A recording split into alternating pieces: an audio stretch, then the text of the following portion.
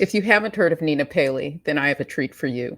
Nina is the creator of animated features that operate on a number of levels. Nina's unique approach to animation, her use of music, the history that is explored, and her own personal story are all woven together into extraordinary works of art.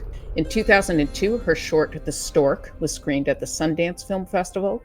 Her 2008 feature Sita Sings the Blues premiered at the Berlin International Festival and made a splash the world over. It was screened at 150 festivals and on PBS in New York.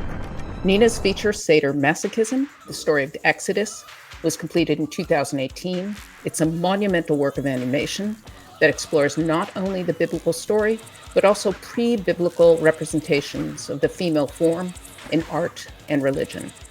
So let's get to know producer, director, animator, editor, and I'm sure the wearer of many more hats, Nina Paley. Hello, thank you for having me. So I was first introduced to your work, or was hooked by your use of the Venus of Willendorf, who is my favorite artifact of the ancient world. And I would love to speculate with you later about what she is. You know, how did what does she represent? What was she? She might be a wine bottle cork. She could be a Barbie doll. We have no idea. One theory is that these were bottle stoppers. Oh, really? Yeah. Interesting. Yeah. So it might be something really, really banal, you know? Interesting. But let's start with your beginning. And from what I understand, you acquired a Super 8 camera when you were 13 years old. And you started immediately doing animation. Whereas many people who got a Super 8 camera, they would do more conventional film, but you immediately turned to animation. So how did that come about? What was the impetus for that? I didn't actually acquire it, as in own it. I borrowed it from our next door neighbor, Clark McPhail. Apparently, he had been using it to, I think he did stop motion of crowds. He was studying crowd behavior at the University of Illinois. I didn't know that. I just knew he was willing to lend me a Super 8 camera. And I knew it was possible. I think I saw Super 8 animated films on the show Zoom. Oh, yeah. Zoom. Yeah. And there were some boys that I knew that were doing it, although for whatever reason, I couldn't do it with them. But yeah, he lent it to me, and specifically because I wanted to do frame at a time animation with clay. And I did. So you knew already about how to do that? I mean, I knew I knew about persistence of vision. I knew that every frame, the thing moves slightly. And there were books in the library about animation. I checked those out. Kit Laybourne's The Animation Book and others. And then it was like, yeah, I'm just going to try it. Also, I think I'd made flip books. And I took frame at a time pictures with the Super 8 camera of the flip books as well. I did a lot of experiments. I was, I think, 13 years old. Do you still have that? Do you still have those? No. No, they're lost. They didn't go digital. No, I don't know where they are. And what were the sets you made? What were these stories that you first told? The first one was called Godzilla versus Rubik's Cube. And it was Godzilla fighting a Rubik's Cube. And the set was a cardboard box that I'd cut in half diagonally. So it gave me, like a back and walls. I think I just made like... So you had the depth. You already knew about that. Yeah. And I think I just made like sort of some space mountains or something. Like it was sort of a vague planetary scene. Pretty minimal. The star was Godzilla and Rubik's Cube. Very tragic that this has been lost. Yeah, absolutely. And I did all the editing in camera. I didn't even know it was possible to edit film. I had never seen, it just like didn't even occur to me that you would like cut it and tape it together. So everything was planned out ahead of time. How did your animation style develop? What were your early influences? Well, that book, the animation book, had, at the time, it had a cover that had art by Griffin. What is his first name? a fantastic animator in New York. Mhm. I'm so sorry. I know him personally too, and I'm really ashamed to not remember his first name. But Mr. Griffin. Mr. Griffin, yes. So there was that, but those pictures, it turned out, were influenced by Preston Blair, who wrote a famous book called How to Draw Animated Cartoons, something like that. He made all these really famous charts of how you make a 4-legged animal move and a 2-legged figure move. Preston Blair. So without realizing it, I was being influenced secondhand by Preston Blair. Also, my parents got Mad Magazine when I was a kid, every week when they went shopping. We were exposed to the same media. Yeah, so that was a big influence. When I got a little older, I learned about underground comics like Robert Crumb and Rick Griffin and many others. MC Escher I liked. I gave up the Super 8 animation when I was about 15 because there was just nowhere for me to go with it in central Illinois. And I would just be stuck on Super 8 gauge forever with no editing facilities or anything. So I focused on drawing and comics. I did a lot of comics. I did newspaper comics. So you were doing comics that were published? Yeah, starting, was I 17? I think I was 17. And that was when I went to the University of Illinois and I did a comic strip for the Daily Illini newspaper, which was like a dream come true. Like my head exploded. It's like, oh my God, my drawings are in print. I couldn't believe it. And then when I was 20, I moved to Santa Cruz, California, and started doing a semi-autobiographical strip called Nina's Adventures. That was a weekly. And that also made my head explode. Like, I can't believe I'm doing my own comic strip. Oh my God. That was before the internet. So to me, anything that was in print was like, from another world, or like the world of people with real lives. It was like, oh, I'm real now. I exist now. Yeah, and you just got started. Yeah. So when did you get into, is your style dependent on the invention of the computer, your current style, which is, like I said, very unique? So I don't have a single style. Right, that's true. But definitely whatever medium I'm using is going to inform what style I'm working in. And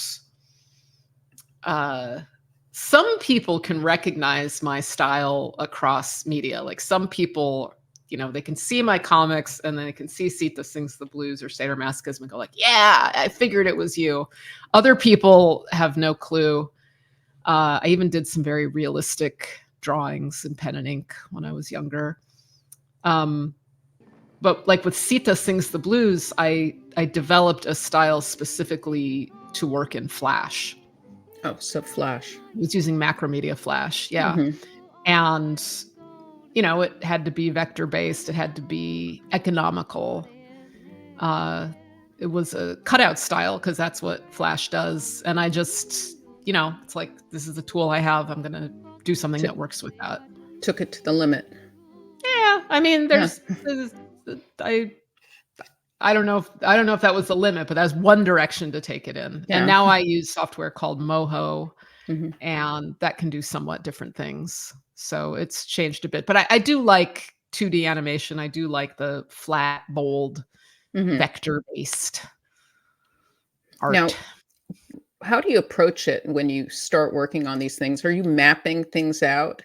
Or do you start with sort of a vague idea of a scene, and then as you're working on it, it expands? Because there's a real quality of, where are all these images coming from? And kind of, I don't know, it's a creative process that I'm intrigued. Yeah, so I've made 2 features. That might be it. I don't know if I want to make another feature or anything now that we have AI. I don't really know. I don't really know how much effort I should be putting into this stuff anymore.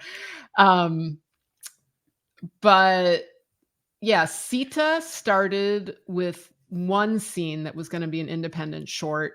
It's when she sings Mean to Me. So she's going through a trial by fire. And I just thought that's like a standalone. And I made that film to work through this relationship that ended. Yeah, I was gonna start getting into that. You went to India with your husband, is that correct? Yeah.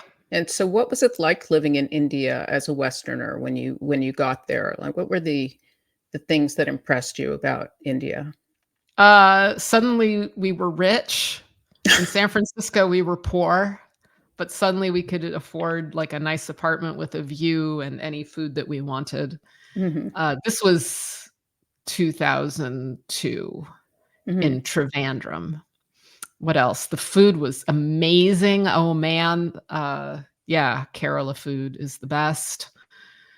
And you discovered Uh, spices, I assume, and different flavors and I'd had spices and flavors oh, before, okay. but I this was specifically Kerala food. There was a I was we were living in San Francisco at the time, and there was a restaurant in Berkeley that supposedly made South Indian food, Mhm. and the actual South Indian food in Trivandrum was like a whole different ball game. It Oh, was yeah. just so good. Uh, So it sounds like you really enjoyed India. there were things I liked. Yeah. I did not like my relationship being dead on arrival. That Mhm. wasn't fun. We're in India. No kissing in public. But there was art everywhere. Mhm. Just everything was covered with images, and there was this real just culture of image making. Everybody made them. It was part of the holidays as you make arrangements of flowers on your floor at certain holidays, and you paint designs, and there's movie posters, and temples just covered with colorful sculptures and paintings. That must have Uh, been very inspiring. it really was, yeah.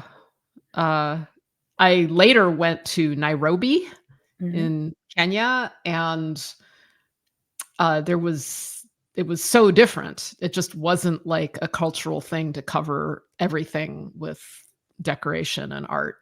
They were much more restrained in the visual arts. So in India, you first heard about the Ramayana. Do I Mhm. have the pronunciation right? Yeah, Uh, some say Ramayana, some say Ramayana. I said Ramayana for a long time, and then mhm. someone corrected me, like, "No, it's Ramayana. Ramayana." It's Okay. it's regional. Plus, we're Ramayana. Americans, so we're never gonna we gotta Yeah, we can just use the American pronunciation. Any right. pronunciation you like, I think. And you first, heard the story, or perhaps you heard it before, but, you mentioned, in another interview, that you were reading comics. Mhm. So there are comics of that story. Yes, the famous Amar Chitra Katha comics, Oh, I which have were not heard of them. yes, they were circulating. They're religious comics, because there's No, I a didn't know those existed. yeah. So, it's a way to indoctrinate kids, I guess, and give them a religious education is through comics. You said, also I shouldn't know this I shouldn't learn the story through your film, that there's more to it, but that's the only story I know. So thank you for Yeah. introducing me. It was a great story in your film. Yeah. It's an introduction, right? I mean, for one thing, it's an epic. So there's like a zillion sub stories and ways to spin it.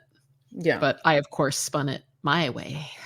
You focused on, Sita and, the breakup actually from Rama. And this started, I guess you returned to New York from India, and that's when you had the breakup with your husband. So you were in, from the film, I'm just talking about the depictions in the film, Mhm. you were in a not great apartment in New York where Yeah. I was you actually in a hotel. I was just visiting New York. oh, okay. So yeah, dump And then it dump by happened. email on a visit. Yeah, and that was really groundbreaking at the time. It was before everyone was dumped by email. Email was a Mm. relatively new dumping technology. Oh, Now wow. people are dumped by text and Mm. stuff. And and you also I don't know if it was at the same time you discovered the music that you use in the film or some of the music, which is Annette Hanshaw. When did that come about? Yeah, well, first I was just devastated and heartbroken and staying in a friend's apartment.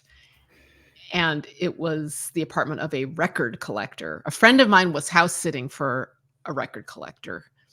And he had Annette Hanshaw in his record collection. And my friend would play the actual lacquer discs, or I don't know if they were lacquer or vinyl at that point. And that was when I first heard Mean to Me. And of course, it struck a chord. Yeah. And I wanted to hear all the Annette Hanshaw. And he found a Canadian CD of Annette Hanshaw songs and gave it to me as a gift. Mm. And when I moved to New York, a few weeks later, I went back to San Francisco and decided I was going to move to New York because I hated being there.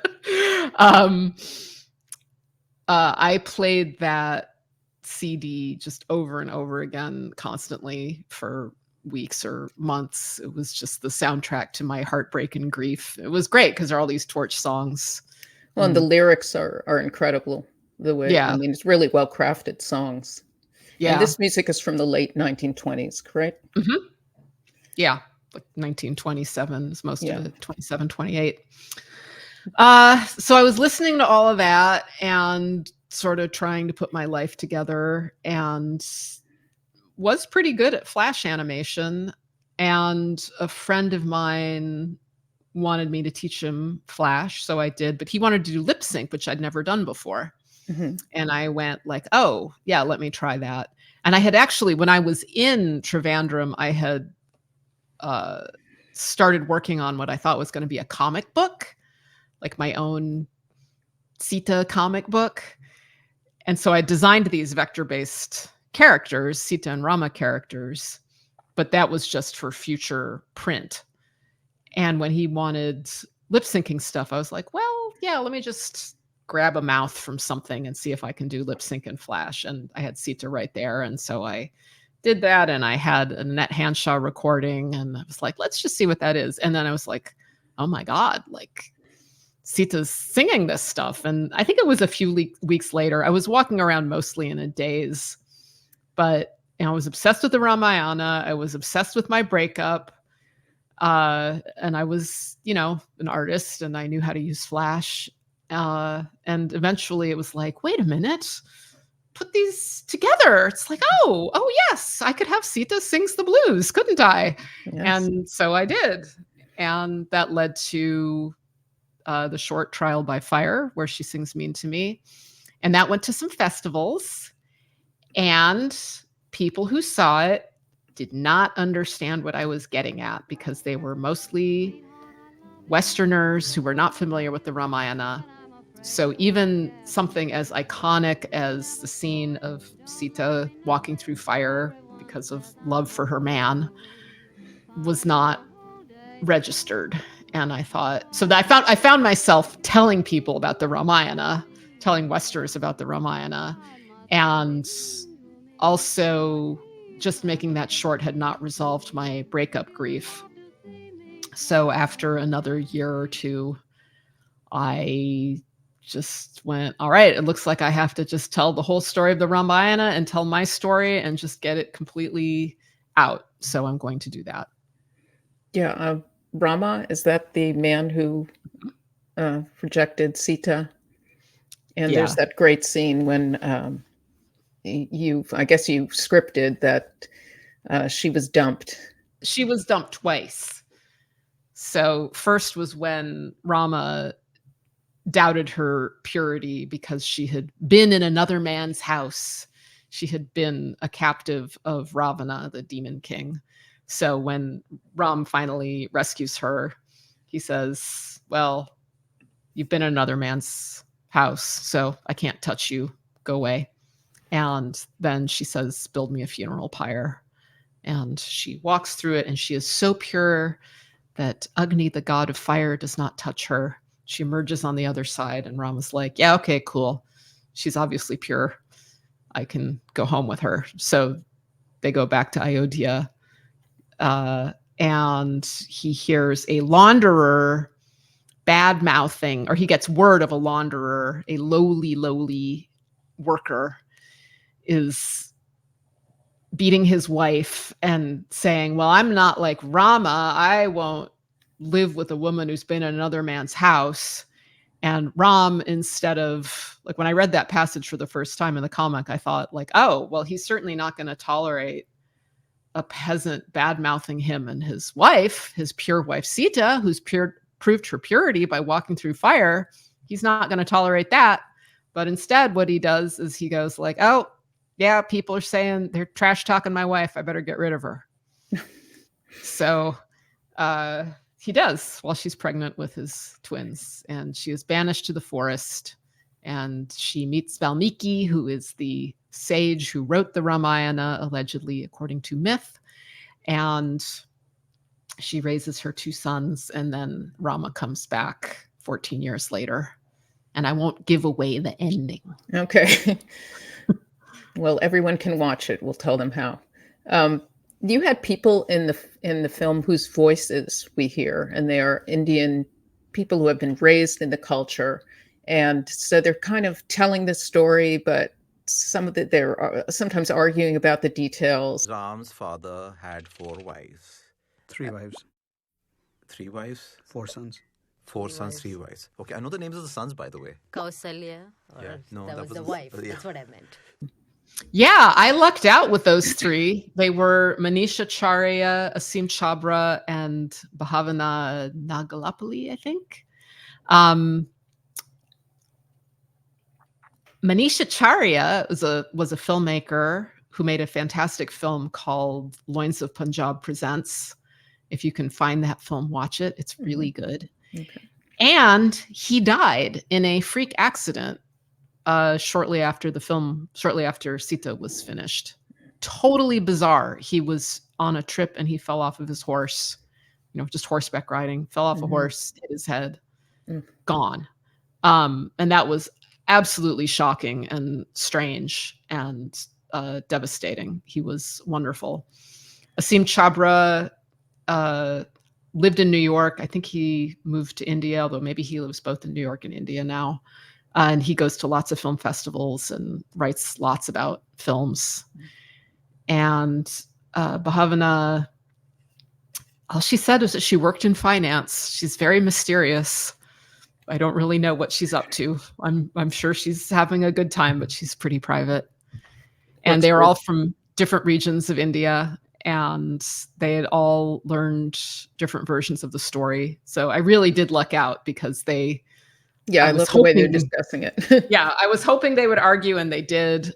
I knew above all I wanted to have at least one man and one woman because from screenings of the work in progress, these couples would always come up to me afterwards, and the man would make some statement and his wife would start arguing with him. So there's definitely a sex split in terms of interpretations of the Ramayana. Oh, I can imagine. Yeah. Some take Sita's side and some take Rama's. Yeah. So you have different animation styles in that film, I noticed, for the same characters. How did that come about? Or how do you, was that a deliberate choice, or was it based on, necessity?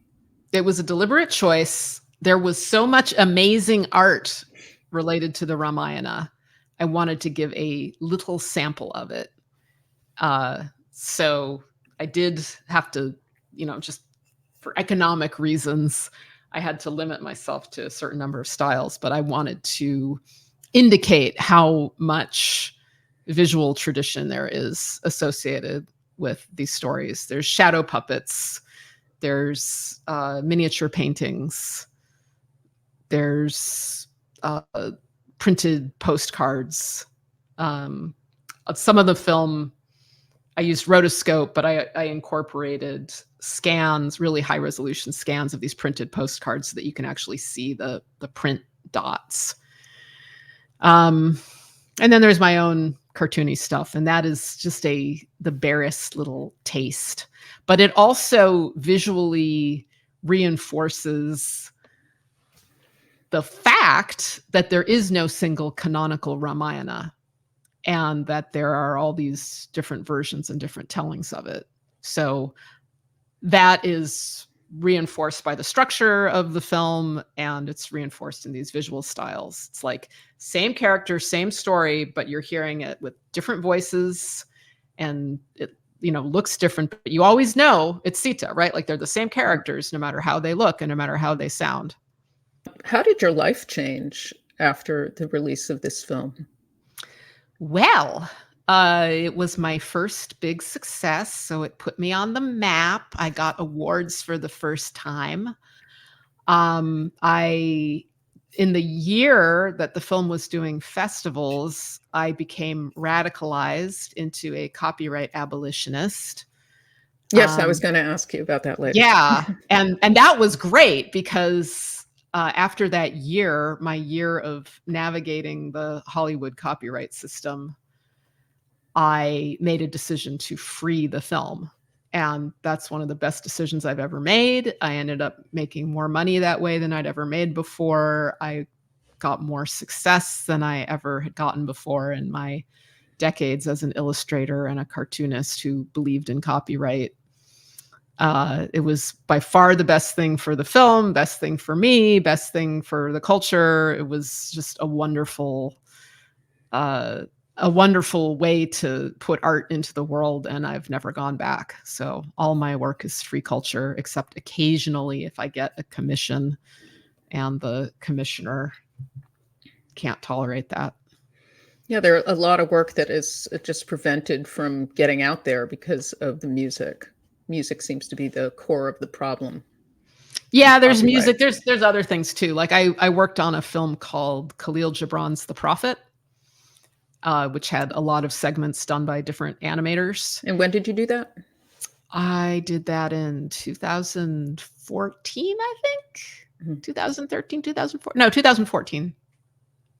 Yeah, because I was wondering, there's a break between 2008 and then 2018 when your next big feature comes out. So you were doing other stuff in that? I was doing other stuff, but I did do that, and I got paid for it. Mm-hmm. And it's copyrighted to the gills like any Hollywood product. And as a result, people don't see it. And I would really like to share my segment in that film and have people see it. But instead, I don't think it's making much money. I don't think it's going to make much money. And there's so much film and other works that, you know, while they're restricted by copyright, that's not making the owners any money. All it's doing is suppressing circulation of the work. So for me, having people actually see my work is the single most important. So who's piece. Profiting? No one's profiting. Well, off of the whole system. Yeah. Yeah. So almost all of these copyrights are held by big corporations. So all of this old music, the singers and the musicians signed away their rights to the record label. And then those rights were bought by a bigger company, and those rights were bought by a bigger company. And now everything is owned by Sony or Viacom or Disney. Right. It does give these corporations a monopoly on, let's say, cultural discourse. So that if anybody in the world wants to make, let's say, commentary on or work with our shared cultural heritage, they legally cannot, unless they assert fair use, which I do, but most people are too cowardly to do that. And it just gives this handful of corporations a monopoly on our shared cultural heritage. So and you're asserting, go on. Oh, so they alone can do works that build on that heritage. And the thing is that all art, all creative work builds on what came before.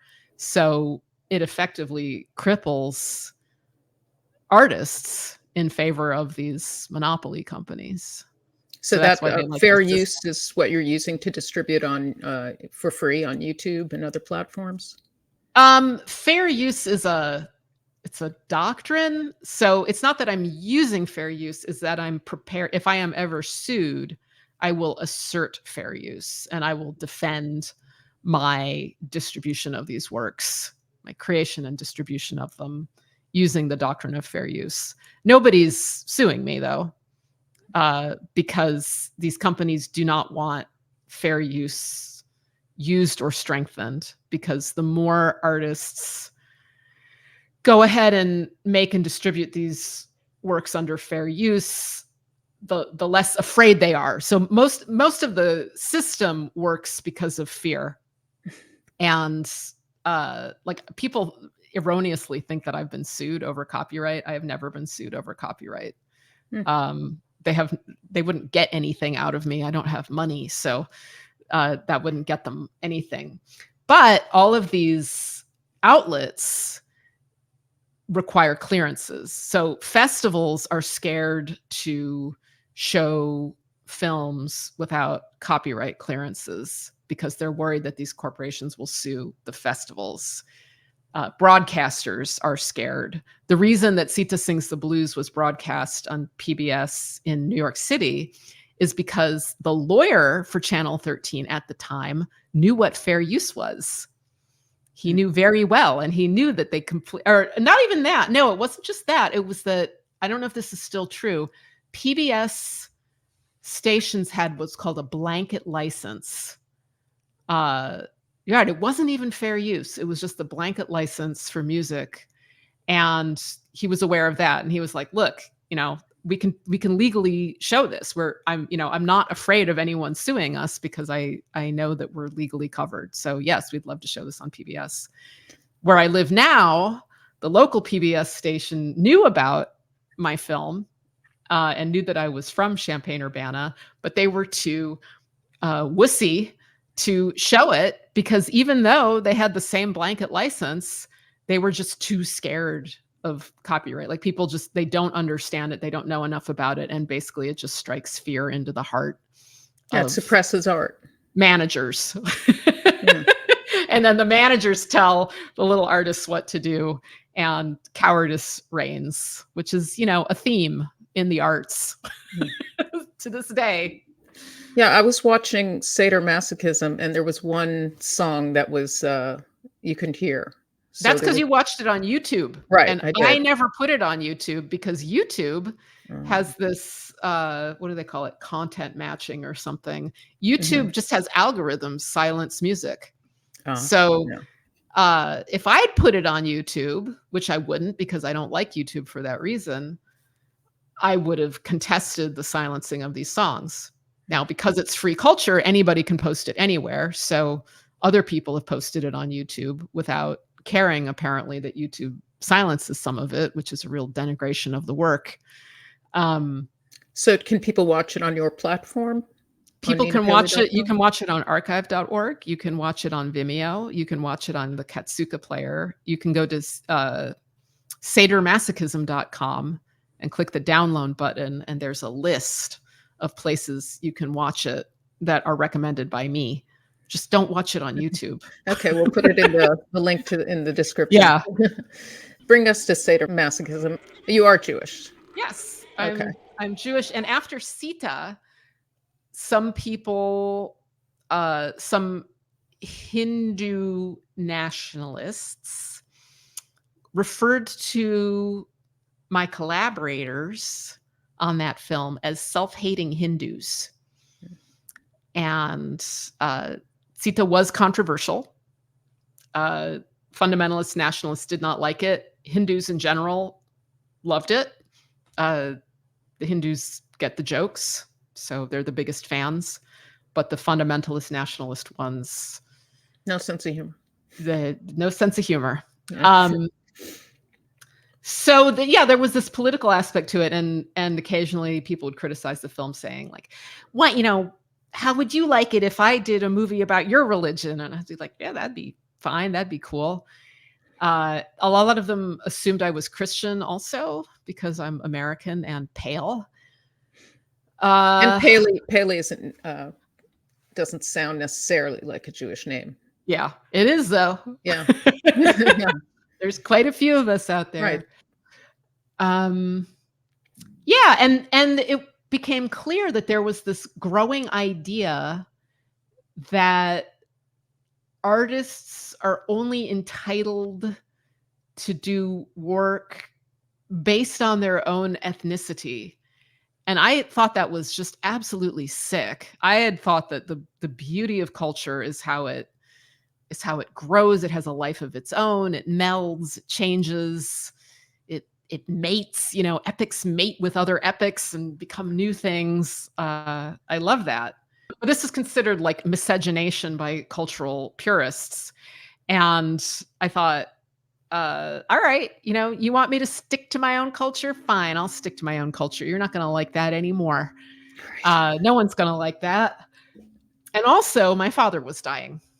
And so there was like a, fuck you aspect to it. But there was also, I didn't know much about my father's religious years. I knew that he was raised religious and then stopped, but I had never really talked to him about it. And he was going to die soon. And I thought, like, this is a way for me to get to know my father better also. So let's pursue that.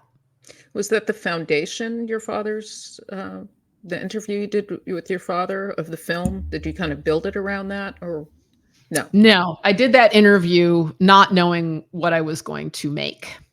And I didn't actually listen. I couldn't really listen to that interview for more than a few minutes at a time until the rest of the film was done. It was actually the last piece. It was just too hard to listen to for a long time.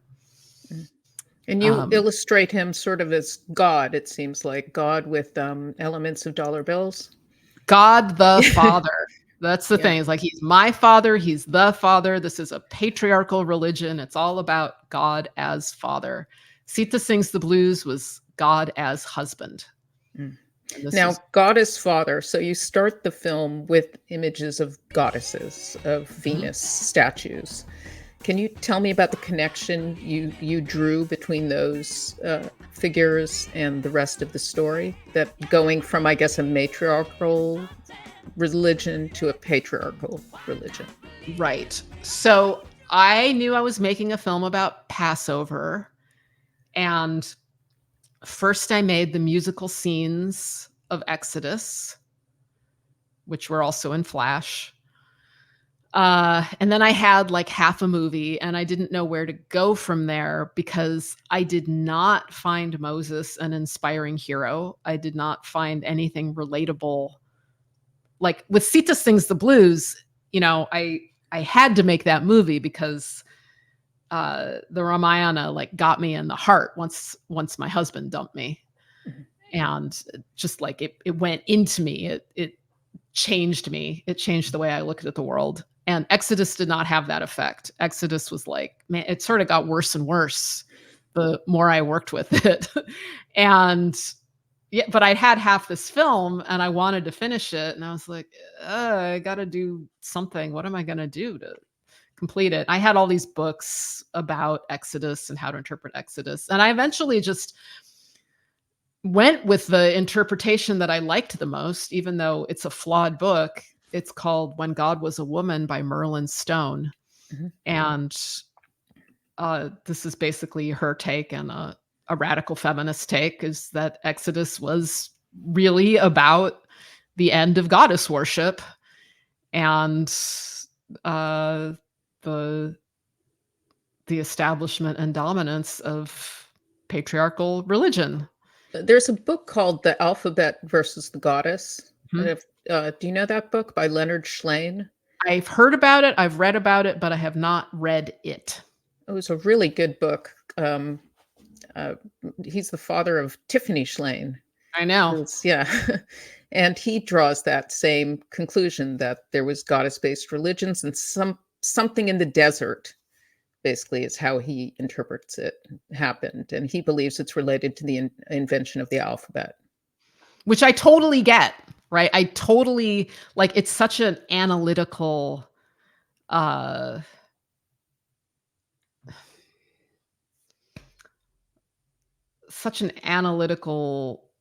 state of mind. I have a book called Orality and Literacy, or maybe it's Literacy and Orality by Walter Ong, which is about, it's about literacy and orality, and how different people and societies become when literacy is introduced. We lose our oral traditions, our memories, change. Our individual memory capacity is different. Our ways of thinking And which stories they choose to enshrine. yeah, and which how are they're forgotten. enshrined, right? Yeah. Because if you don't have literature, setting stuff to song is going to help you remember that story much better. And we don't really do that as much, right? We have texts. So, you don't really think of like literacy is going to make you sing less, but probably like cheap printing has, it's made us far more literate, and we don't sing that much. But it used to be how you conveyed stories, because with the beats of the music, it helps you remember the beats of the story and where things go. I actually had to, this is a total aside. When I was in high school, I had to memorize all the countries on all the continents of Earth. And when it came to Africa, I was just like, how am I going to do this? I don't remember things like this. I can't do it. I had like 1 week to memorize everything. And a friend said, well, set it to a song. And I did. And I can still remember the song, Algeria, Libya, Egypt, Sudan, Ethiopia, Somalia, Kenya, Tanzania, Mozambique, South and Southwest Africa, blah, blah, blah. Some of the countries have changed. So like it works. Yeah, some people can't say the alphabet without singing it. Yeah, I sing it in my head. Yeah. So in Seder Masochism, you start with the images of the goddesses and snakes. And can you tell me what that means? Oh yes, well, snakes and goddesses, they're always there. They're all over the place, all over the prehistoric images. You got your famous snake dancers, and there's just lots of pots with snakes, and even Göbekli Tepe, which is 10,000 years old, has snakes. Yeah, on the pillar. Yeah, so that's like a thing, and it was the pictures. It's like I just let the pictures speak, and read some interpretations of these pictures. And we also used Lascaux and Chauvet, right? The caves. Yeah. And all this stuff determined the palette, right? I used 3 colors in the opening animation. There's like a cream, a terracotta, and black. And that's very much in keeping with pottery, and the cave paintings use those colors also. Yeah, the palette of ancient art. Yeah. So what music? Can you tell me about the music in Seder Masochism? Especially, I think, Moses, his music. Yeah. So the opening and throughout, like the voice of the goddess is mostly the Bulgarian women's choir. Right. Which is all used. I remember that. Yeah. Copyright permission. Apparently it's like very heavily and draconianly copyrighted. Mm-hmm. And then there is the song Parole Parole, where I had never heard that song. I had asked on Facebook for recommendations of song duets, because I wanted the goddess and the Abrahamic god to have a duet. And someone suggested that. It's in French. It's just absolutely perfect. I had a pretty good idea of what those songs were going to be. Like, I knew pretty much from the conception of the film that I was going to use Free to Be You and Me when they were crossing the Red Sea and heading towards the Promised Land. Mm-hmm. So Free to Be You and Me was a record from my childhood and a book, and it was like wonderful liberal ideas about raising children, very feminist. When I re-listened to it, I was like, this is totally a song about the Promised Land. It's all about a land, right? A land where we're going to be free. Yeah. But there is so much about that song that was important for me to illustrate that scene, including a subtext for me and hopefully for other listeners, where there was this point in the 70s where we were so optimistic about the future and we were going to do stuff right, and we weren't going to do the stupid repressive bullshit of the older generations and the stuff that's going on today. Yes, the stuff that started in the 80s. It was Yeah. going on in the 80s, right? Like it Mhm. was like the free and loose 70s. And then all of a sudden we're in the 80s. It's the Reagan years. There's crackdowns on everything. And I was like, that's just like, they cross the Red Sea and then they're in the desert, right? They're not in the promised land. They're wandering in the desert for 40 years and killing each other. It's actually horrible what happens after they cross the Red Sea. They don't tell you that at Passover. I Well, had to yes, actually some get read swallowed Exodus. by the earth.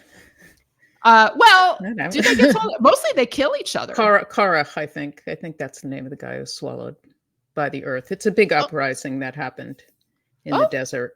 this is different from the golden calf stuff. Yeah, I believe so. Yeah. Okay. Well, what I'll have to reread that, but yeah. I remember being, swallowed by the earth. Wow. Just like Sita. Mm. Oops, I gave it away. So how was it dealing with Egyptian art? Like, how did you feel about that? It's so uniform. There's so many rules. How did you feel did you relate to the artists of Egypt? How I did you feel? love ancient Egyptian art, but even while I love it, I acknowledge that the actual artisans creating it were probably following rules. But what great rules. I also really loved Assyrian art, and I'm sure they were following rules too. Like I would see these images of like such great beauty, like the shadus, the bull creatures with the wings and the bearded heads. Oh, those just get me. But I also had to acknowledge that all this stuff was commissioned by the ruling classes and was probably as inspiring to people at the time as like a bank building is to me today. But that's okay. There are some beautiful bank buildings. There are some beautiful bank buildings. Yeah. And yeah, the stuff was just gorgeous. So yeah, I loved working with the Egyptian and Assyrian motifs, I guess.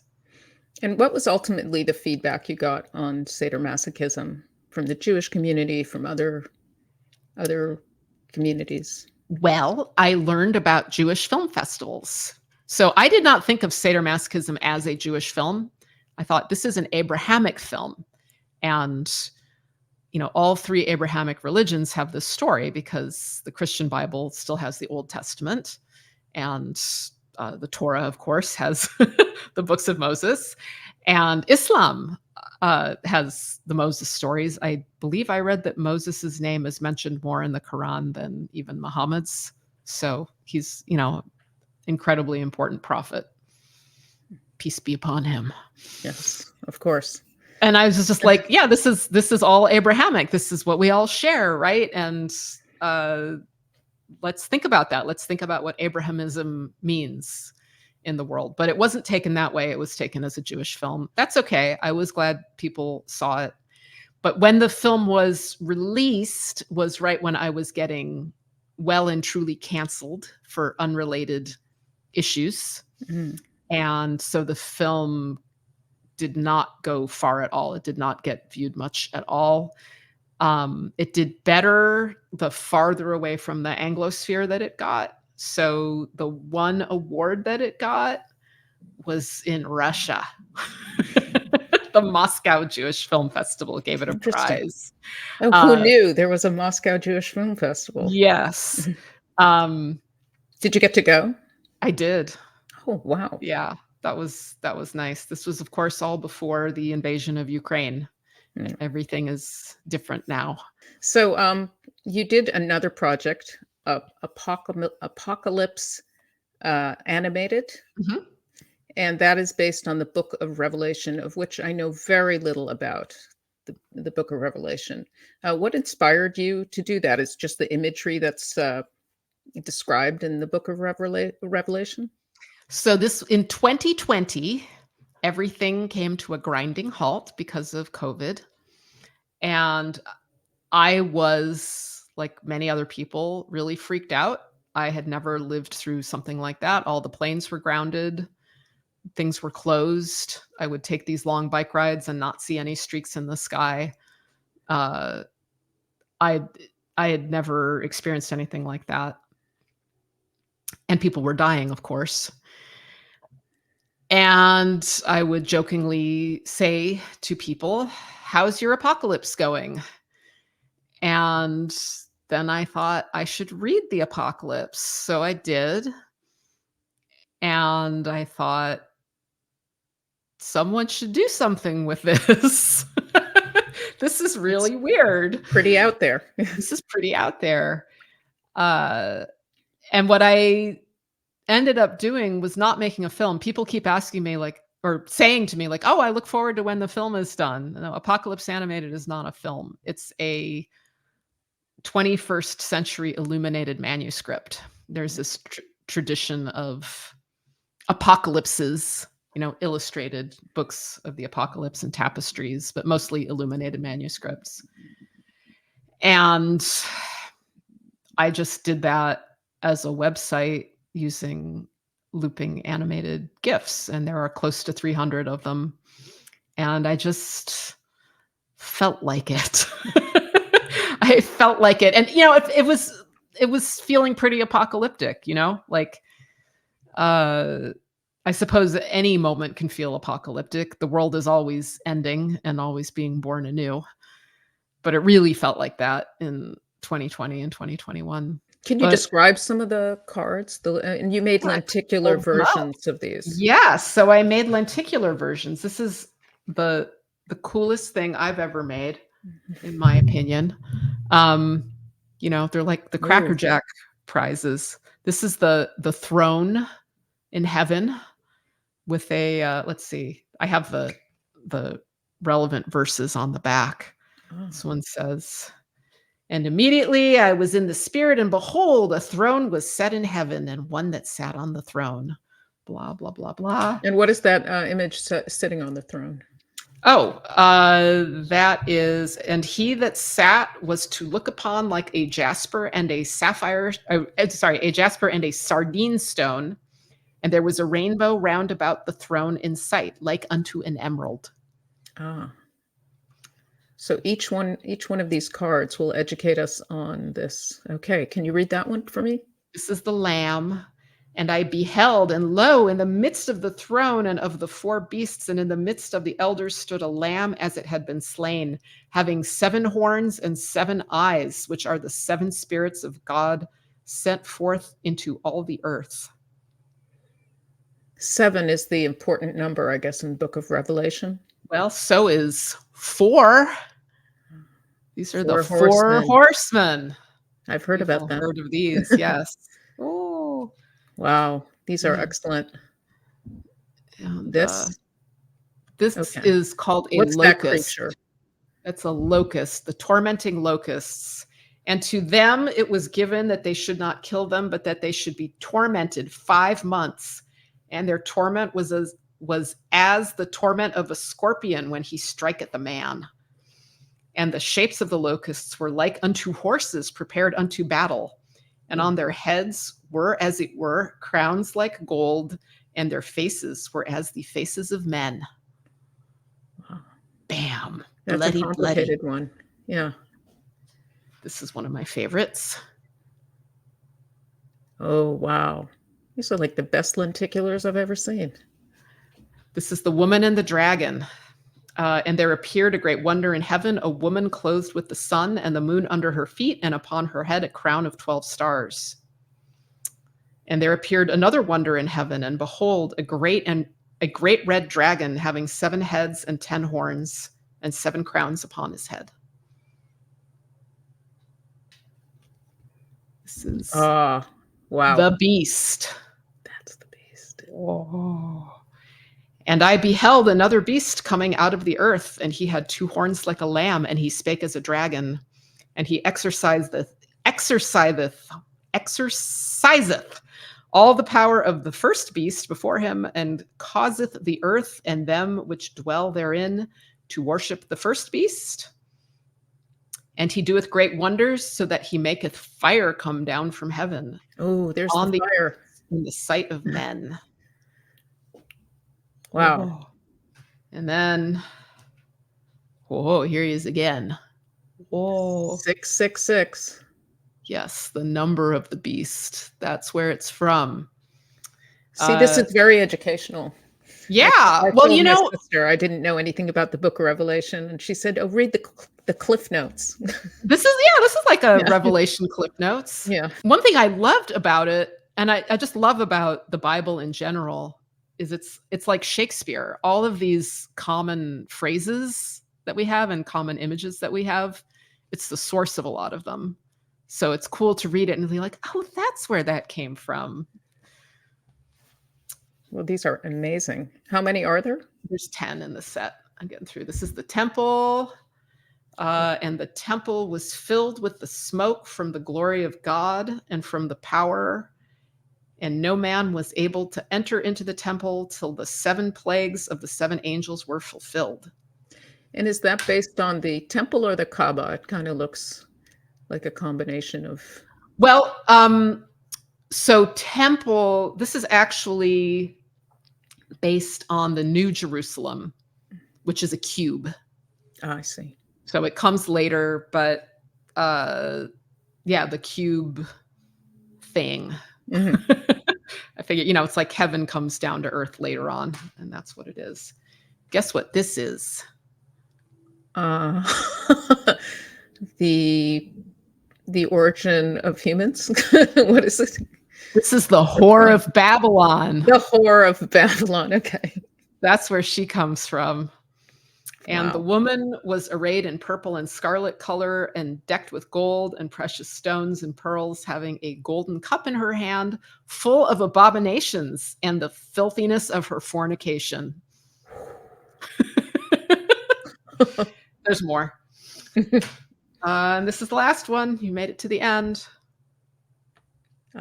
Beautiful. Yeah. So I've seen them also in Apocalypse. In the short, it was like 3 minutes. Apocalypse animated has some of these. That's like the preview. This is the Tree of Life with the river and the healing fruits. And you can get these lenticular cards at ninapaley.com, correct? Store.ninapaley.com. Okay. I'll put the link in the description also. So the one thing is I prepared all these questions and I watched all your stuff. And then I thought, I'm going to put this into Chat GPT and see what it spits out. And, with AI, it came up with a lot of the stuff that I prepared. It added some, generic stuff. And then one question really angered me, and you'll understand. It asked about cultural appropriation and how you dealt with perhaps the issue of cultural appropriation. I don't remember how it phrased it. And cultural appropriation is one of the most destructive concepts there is, in my opinion. Culture is cultural appropriation, and the history of art is cultural appropriation. And so this basically drawing limits on creativity and setting hard boundaries that you're not allowed to cross. That, it's like I said, it's an extremely destructive concept. Did you have to deal with anything like that after you released Sita or, well, I guess not Seder? Not Seder. Yeah. Because I'm Jewish. Isn't that Right. funny? It's like if I were a different color or ethnicity, then people would be upset. But, because of a total accident of birth. Right. You're allowed. It's okay, which is, pretty illiberal thinking, and really what I think is racist. I think that's racist. I think anybody should be able to work with any story. And I think cultural heritage is human cultural heritage. And that's just not fashionable right now. And I've heard the arguments. And this is still how I think. I think art transcends. One thing I wanted to ask is, do you have a dance background at all? I am so flattered. You're not the first person that's asked that. And the answer is no. I am massively inhibited about dancing. And I want to explain why I asked, because your illustrations, when you animate the goddesses, it seems like somebody who understands dance. Yeah, I may understand it, but I am totally inhibited about doing it. So it is possible that I'm able to express it through animation, but through my own body, at least not when anyone's watching. No way. Mm.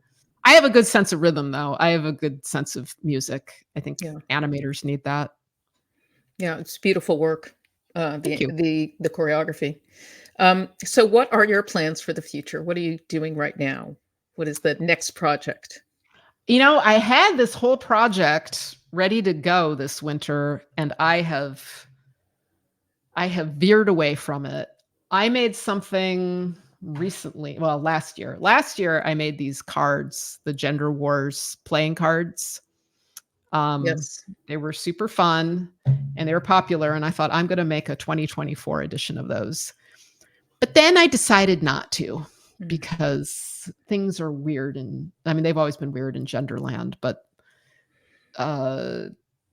Internal fighting. it's a disaster, and it's there's a lot of illiberalism on all sides, including what I thought was my side, and I'm just not okay with that. So that may not be happening. I thought I would do free speech cards or cancel culture cards. Yeah, I saw you were asking for nominating figures for the cancel culture. Yeah, but I'm not sure I'm going to do that either. It's just not happening. I got knocked off course for 2 weeks because I had to deal with some medical things. And I just got diagnosed with Crohn's disease. Oh. Talk about, getting in touch with my Jewish heritage, my Ashkenazi heritage. No, I didn't know that was Ashkenazi. Well, some say it is. Yeah. I don't think it is so much now. I mean, I think that there was where people observed a correlation before, but I think Crohn's is so popular now, it doesn't matter. But yes, so for the last 2 weeks, that has turned my world upside down. Is that inhibiting your ability to work? I mean, having to have the tests and stuff has been very distracting. And I just haven't. It's like I kind of have this thing is dominating my mind, and I'm thinking about the fact that I'm never going to eat chocolate again. Not because people with Crohn's can't have chocolate, but because I have my own issues with chocolate and I can't be doing that. Just things like that. But another project that I'm working on, I don't know if it will ever come to full fruition, but I've enjoyed the research phase of it, I guess, is called The Story of Jesus, where I am asking people to tell me the story of Jesus. And I don't want them to cheat. I don't want them to go and read the Bible and then tell me. I just want to hear the story of Jesus as it is understood by the folk, basically. Yeah, sort of in Sita, the interviews. Yeah, like that. And, I never went to church or anything, and I was raised Jewish atheist, but I could tell you a story of Jesus. Even when I was 15 years old, I could have told you that because I grew up in this culture, and it's just entwined with Western culture, whether you're Jewish or Hindu. We all know it one way or another.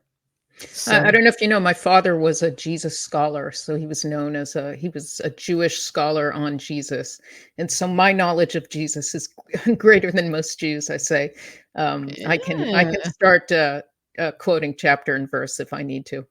Well, it looks like you have a good mic setup. So when we're done with this, yes, don't cheat or anything. But I'd love to ask you. I'd love to interview you for this. So I'm just collecting interviews right now. Oh, great! And it's been really nice. I like this story. I like the story of Jesus, and I like hearing it from different people. Well, that should be interesting for me. Yeah. Well, thank you for joining me. I really appreciate it, and I hope to speak to you again sometime. Yeah, hopefully I'll soon. be part of this. Talk about Jesus. Thank you very much, and stay on for a while. Yeah, thank you. Thanks.